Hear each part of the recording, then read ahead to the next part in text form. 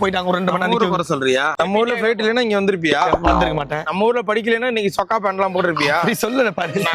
நம்ம ஊர்ல ஜிஹெச்ல மருந்து வாங்கிட்டு தானே வளர்ந்தோம். ஆமா.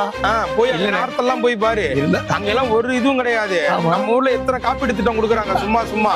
அதெல்லாம் தின்னு தானே வளர்ந்தோம். சத்துணவுல தானே சோறு தின்னோம். அங்க வர முட்டை தானே சாப்பிட்டோம். அங்க உள்ள ஃப்ரீ எஜுகேஷன்ல தானே படிச்சோம். ஸ்காலர்ஷிப் எல்லாம் வாங்கணும்ல. அப்புறம் அந்த ஊரே திட்டினா எப்படி? நம்ம ஊர்ல இருக்கிறது வேற எந்த ஊர்லயும் கிடையாது. நான் திரும்பவும் சொல்றேன், நார்த்துக்கு போய் பாரு அவன் எவ்வளவு கஷ்டப்படுறான்ட்டு. அங்க இருந்து இங்க வந்து உங்களுக்கு கூட ரேஷன் கார்டு வாங்குறாங்கல்ல, இங்க எவன் எல்லாம் சும்மா அரிசி தரான் உங்களுக்கு, எவன் சும்மா பருப்பு தரான் உங்களுக்கு, எவன் உங்களுக்கு இவ்வளவு கரண்ட் ஃப்ரீன்னு உங்களுக்கு தராங்களா? வீடு பார்த்து ரெண்ட் ஃபுல்லா ஜிஹெச்ல இவ்வளவு ஃபெசிலிட்டி இருக்கா? நம்ம ஓமந்தூரார்ல எவ்வளவு ஃபெசிலிட்டி இருக்கு தெரியுமா? நம்ம ஏரியாவுக்கு இவ்வளவு இடத்துக்கு எல்லா ஏரியாவுக்கும் ரோடு இருக்கு தெரியுமா? இன்னும் நார்த்ல எல்லாம் பாதி ஊருக்கு ரோடே கிடையாதான், பஸ்ஸே கிடையாதான். நம்ம ஊர்ல இங்க கிராமத்துல எல்லா கிராமத்துலயும் 90% கிராமத்துல எல்லா இடத்துலயும் ரோடு போட்டாங்க.